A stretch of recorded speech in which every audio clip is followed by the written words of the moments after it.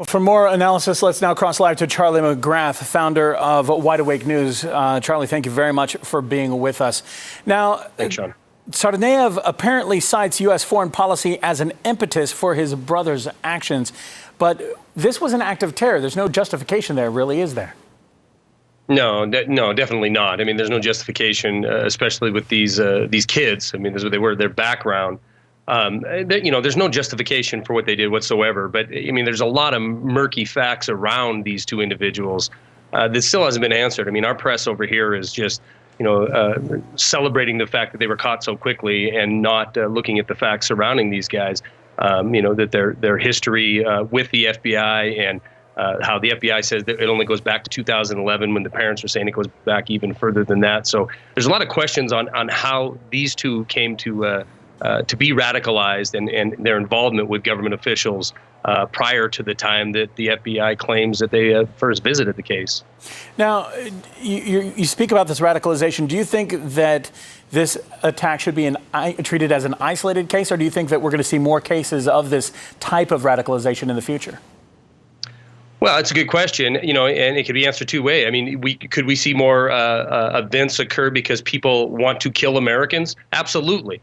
We've been waging a war on terror for over a decade now. We've destabilized how many countries, and we're killing how many nationals that have nothing to do with terrorism whatsoever. And we're doing it for reasons that the American people have been lied to over, right? Weapons of mass destruction and so on.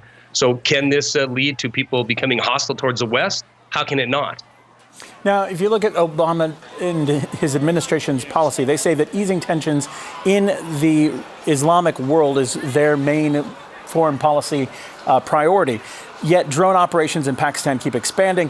It seems like some of his policies are contraindicatory, if you will. Like, is he making any progress? No doubt about it. In fact, the Columbia Law School's Human Rights Institute 6 months ago came out with a report showing that Obama has exponentially increased the number of drone strikes since he's been president, but that 98% of the casualties on drone strikes are civilian. So it's 50 civilians killed for every one so-called high-value target that's being killed.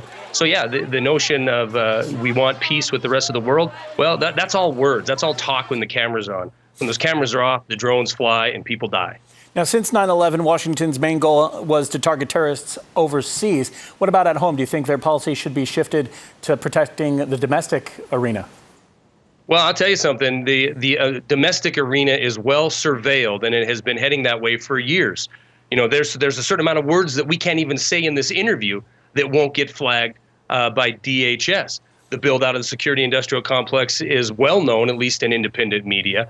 We have fusion centers. We have plans for drones flying around our own country. So, the notion that they're just keeping this kind of apparatus overseas, that is an incorrect notion. We were seeing a police state grow out before our very eyes.